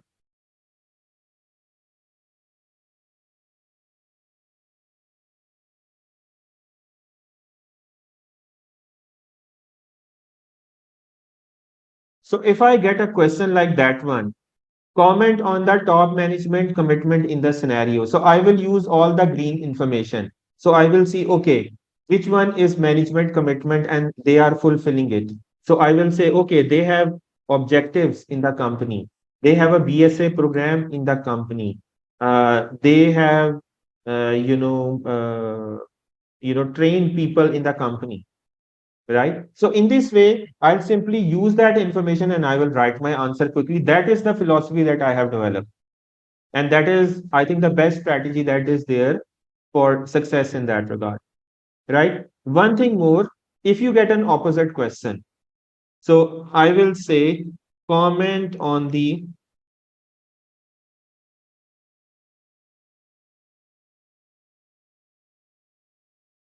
so you got a question which is asking where was the management failure, right? So that means you will just leave the blue information and green information out. And what will be your focus? Your focus will be on all the red highlights. And you will try to identify, is there a management failure in there? If there is, that will be your point number 1, 2, 3, 4. So you will just focus negative points in that answer. That is how you will write quickly and to the point and fairly in that regard. Otherwise, if you have to just study the scenario and go through it, it will be a waste of time. So guys, you have got it how the scenario should be highlighted. I think majority of the students who worked, they had good idea that once you get a scenario, you study it, you highlight, and then use the information in writing the answer. Any question on this topic before I proceed further? Thank you, Angelina, for the confirmation.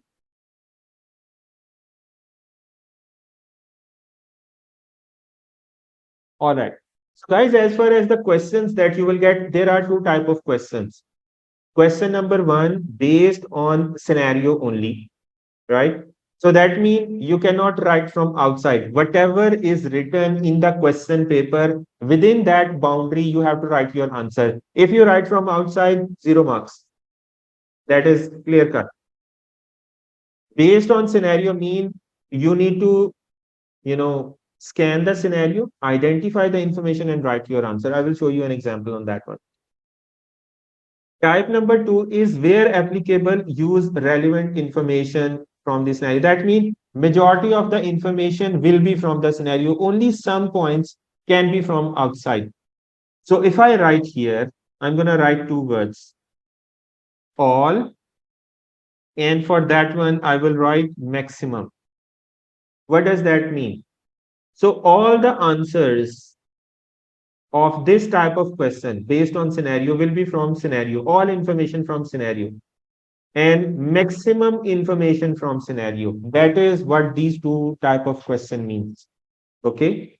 Now you remember the guideline I told you earlier, NEBOSH as a guideline, all answers should be wholly or partially from the scenario. That means from either wholly this one and partially this one. So two type of questions will be there that you need to answer. Important thing is to identify the element number, like there is element 1.1, morals and money, 1.2, regulating health and safety, 1.3, contract responsibilities are there, then 2.1, health and safety management system, 2.2, health and safety policy, 3.1, health and safety culture, 3.2, improving health and safety culture, 3.3, human behaviors in improvement of health and safety. So in this way, you should have very clear which element belongs to which chapter and where I will find that information. You need to identify the topic, right? If I say induction training, where is induction training? Induction training is under element 3.2, improving health and safety culture. Yes, Adan, please go ahead. Okay, sir, I have some confusion here. On the Yep. question types, they're based on scenario only. Okay, is it possible if you research and then use the research basing your answers from the drafted points from the scenario, or it means that you should explain what is already in the scenario only? You should explain only what is written in the scenario. You don't need to do R&D for that one. Okay, so the type 2 is the one that you can refer from other sources and then Yes, you use the yes, scenario. yes, Okay. yes. And for me, question number one is more easy because I just have to study 2, 3 pages. And from that one, I can get all the points. I will show you example of both of these questions. I have taken example and I will show you that one. Okay, thank you, Yes, sir. Yes, Francis. Thank you. Welcome, Arnold. Francis, the thing that you are saying, all the points will be in the scenario. Many times, student have a confusion. What confusion is there? That 10-mark question is there. Can we find these 10 points in the scenario? They are confused. Honestly, I tell you, if NEBOSH give you a 10-mark question, there will be 15 points in the scenario. There will always be 2, 3, 4, 5 points more in the scenario than what they have asked you. They are not stupid. They will not ask you 10 points if there are 8 points. No, it is your practice, it is your skill to identify the points.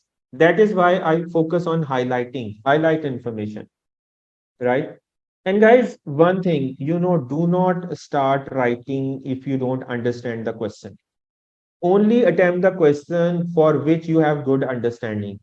Otherwise, if you know half of the answer, don't write it. Make a plan in your mind. Okay, this is point number one, point number two, point number three, and then write. If you are not clear on any topic, do not start writing. That means the concept is not clear and you should not be working.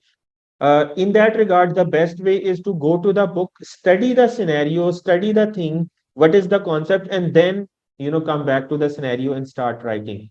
Do not, start writing if you are half clear on something. I will show you examples now.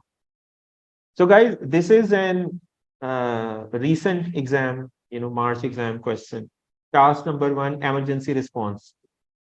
So guys, can you please identify the element number? Which element are we talking about here? Task number one, emergency response.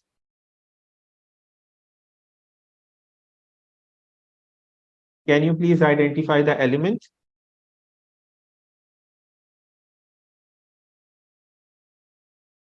No, Amit, that is incorrect. It's not three. Come on, everyone. This is the most important topic. I keep on telling. After risk assessment, the most important topic is incident investigation, right?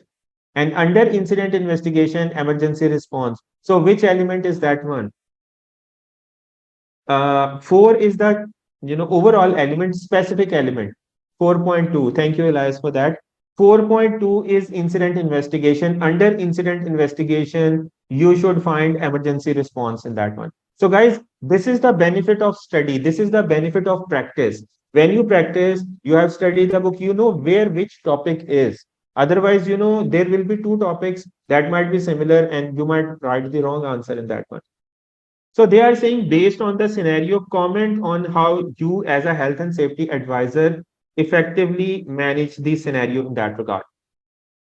So guys, what is the concept of emergency response?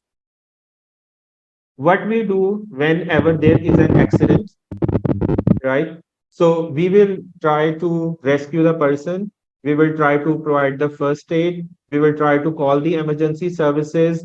We will see if first aid is available. We will, cordon off the area or will try to secure the scene. So this is the concept that you have got from the book. Now you need to find all this concept in the scenario, all the information of the concept you should try to search in the book. Search in the scenario where it is written, right? So I will go to that one. Okay. So guys, this is the whole scenario written in front of you. Okay. I'm going to read it. This is the last paper. So uh,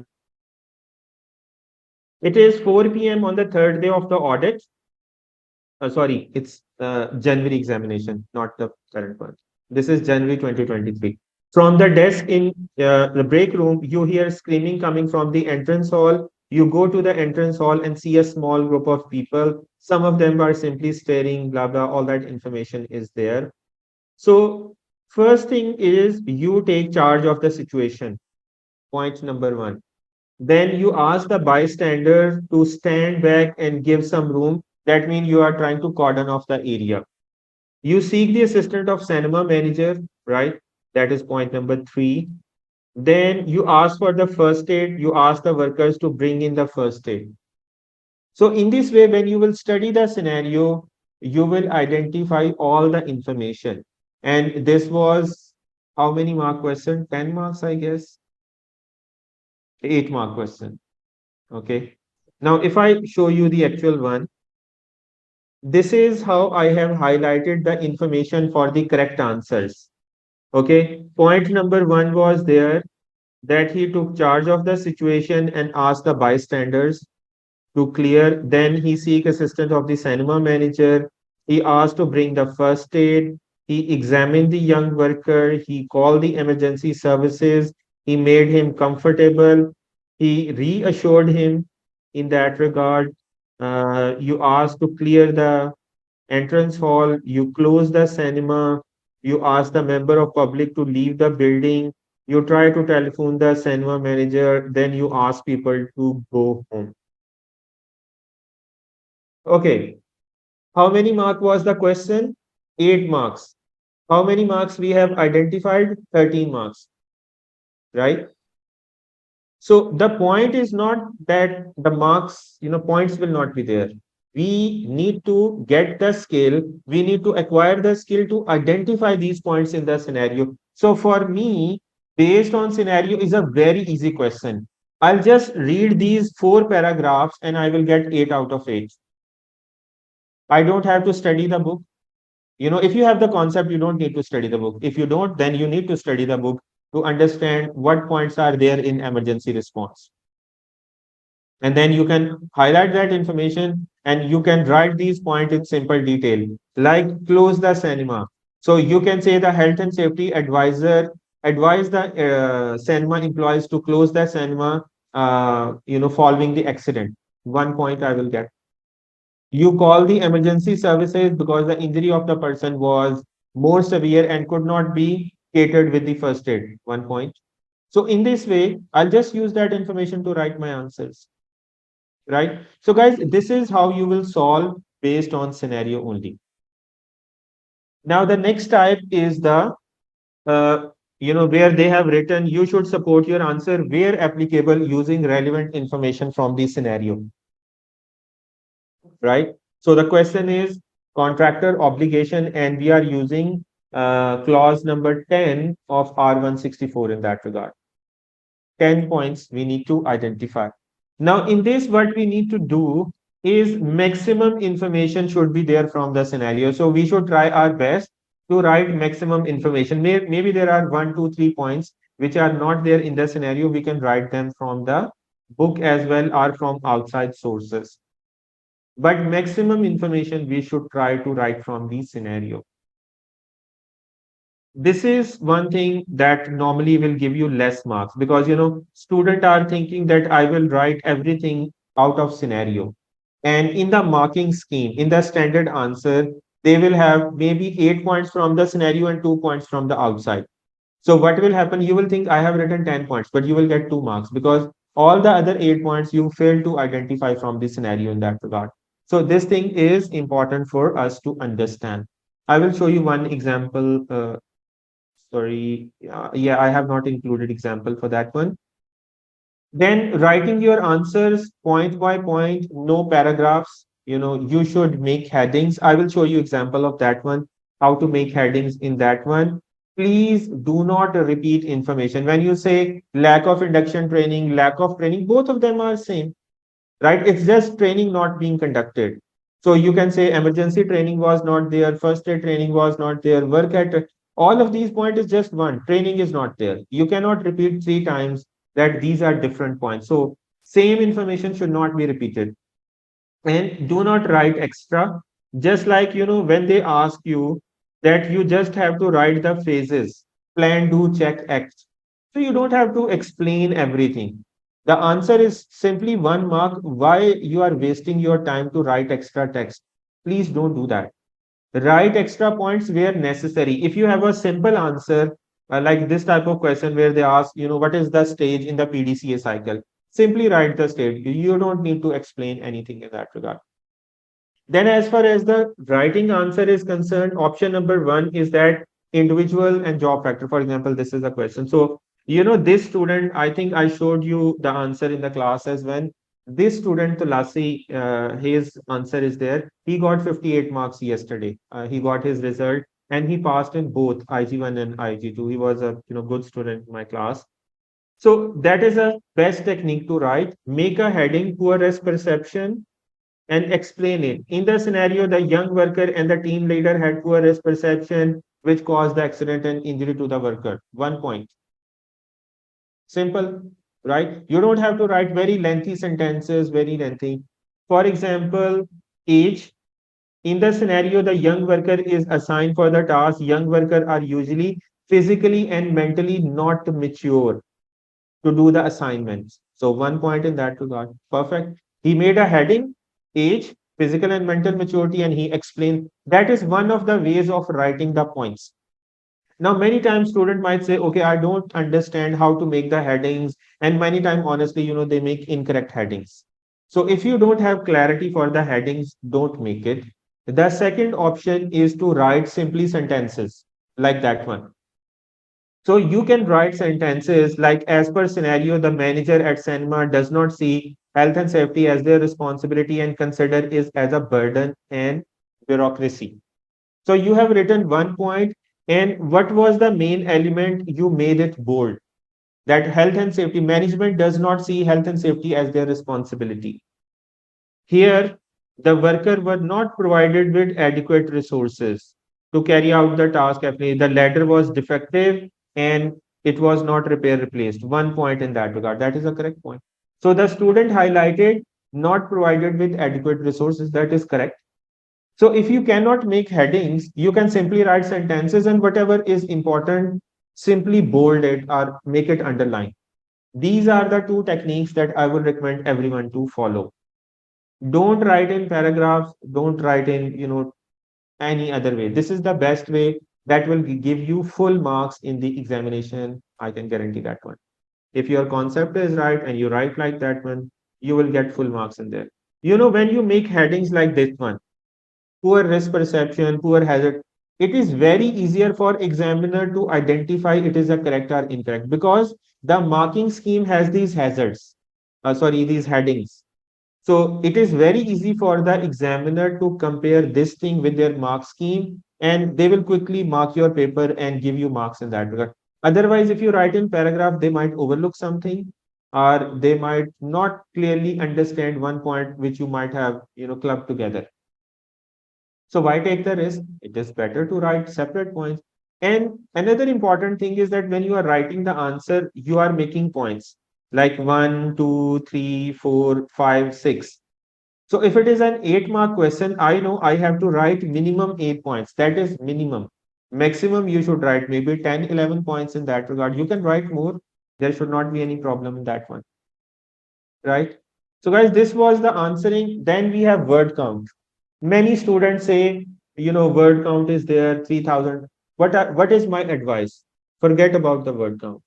If you are writing yourself, you don't have to worry. Just like I have, snapshot of the same student, Tulasi, who got 58 marks. He wrote 4,000 words. It's okay. As per guideline, you can write 10% more. Like 3,300 is allowed by NEBOSH, right? But even if you write more and your answer are correct and you are writing from the scenario, it's okay. You should not restrict yourself that should I write this or I should not write this because of a word count. Simply forget about it. It should not be a stress for you in the exam. Word count should not be a stress for you. Okay. You should mention references at the end as well because this will help you prevent yourself from malpractice as well. You have copy pasted some information and once they will find out, they will know. It is better to tell them that I obtain information from this standard and I have written it my own self.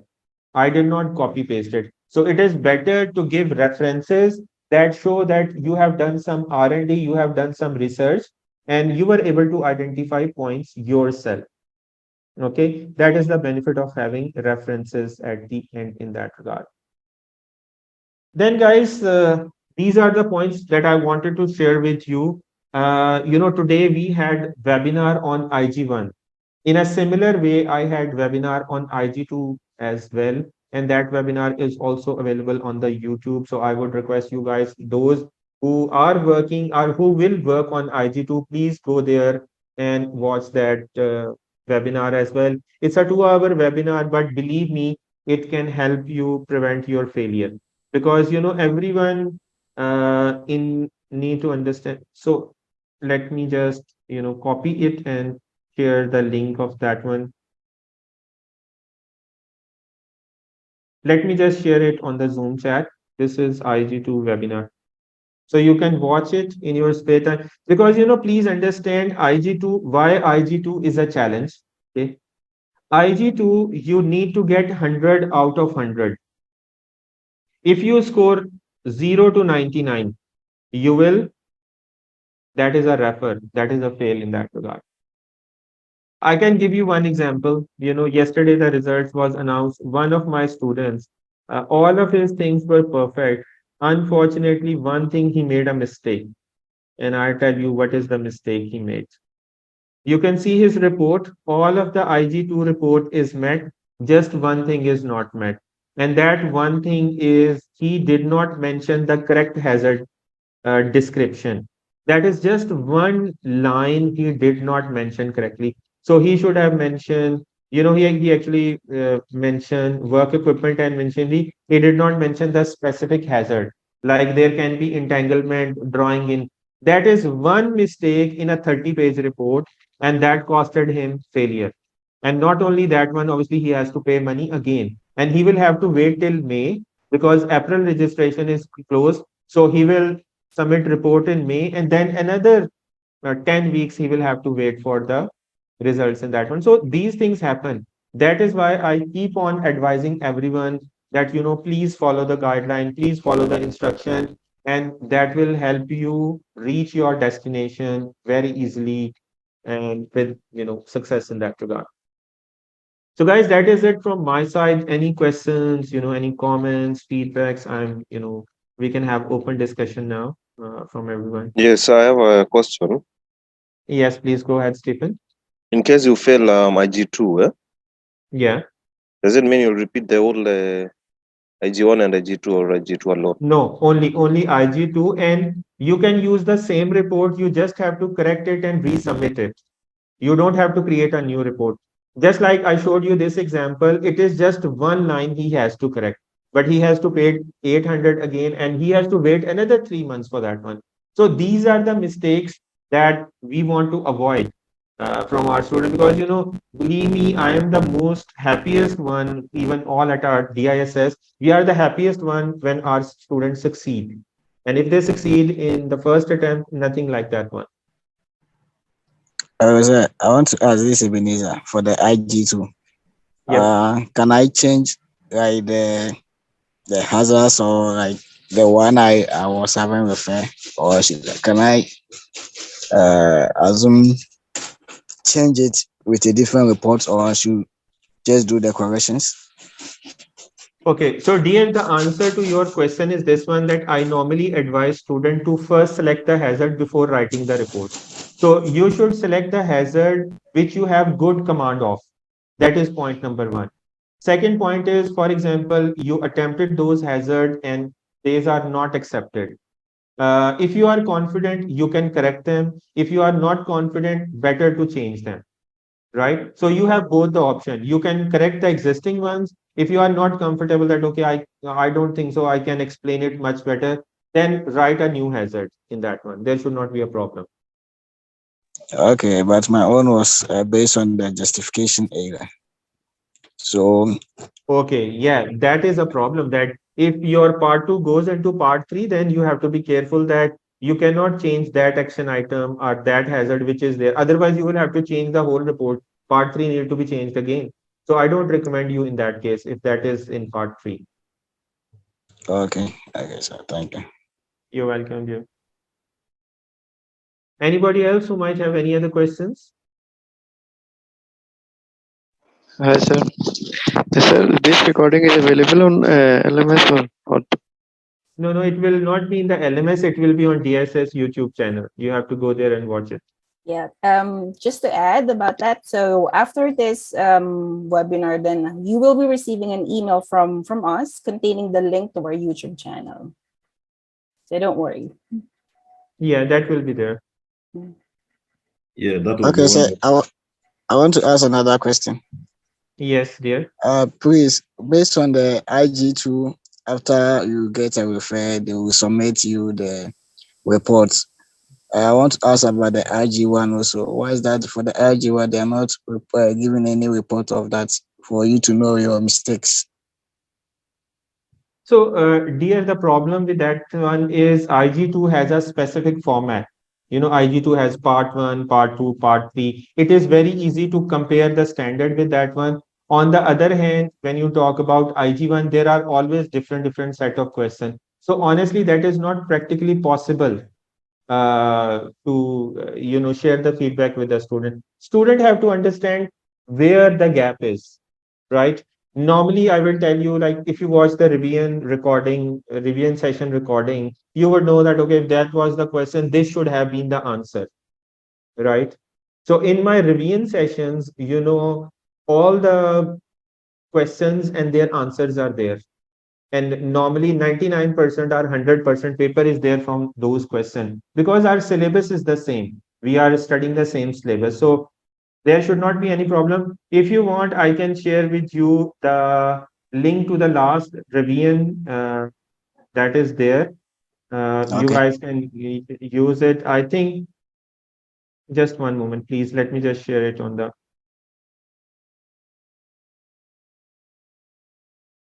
So also, guys, I had created a separate group as well for the people who are giving in the exam in April.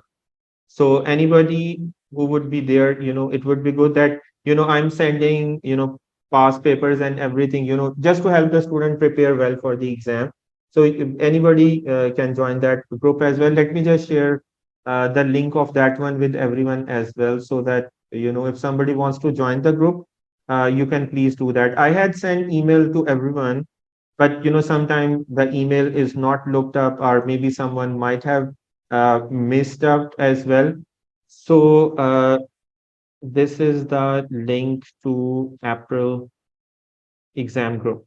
So you can please join in, and we'll prepare together for the success of examination.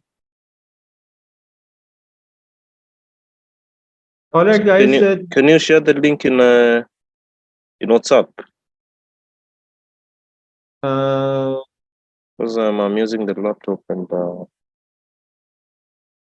In WhatsApp, in your WhatsApp. yes. Okay, what I will do is I will request, Miss May, because she will be sending an email to everybody who participated in this session. So we will send both of these links in that email to everybody, so that everybody can, if they are giving exam in April, they can join it. Okay. Yep. So there's no other session. This is the last one, no? Yeah, then obviously, those students who are giving exam, we will have their revision class as well. Revision class is separate. Whoever is registered for April, we will have a revision session. 2 days or 3 days before, right? I can tell you the date right now as well. So that is planned on 20, 29th of March, 1 week before the exam, 29th of March. Do you have to come, or it will be Zoom No, as well? Zoom session. It is a Okay. Zoom session. You don't Okay. have to come anywhere, Okay. Thank you. Yeah, welcome everyone. Thank you, Farad, Darpan, and Arvin as well. All right, I think, Miss May, we can wrap up the session for the day. I think the time is also Sir, up on as that well. day, I have got duty inside gas plant. So No worries. You will get the recording. All the sessions are recording. You will get it. No worries. thank you, sir. You're welcome, dear.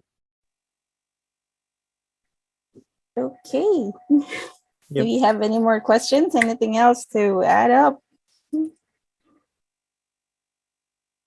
I think we're good, Mr. Azar. Yes, we can. Yes, we can wrap up the session.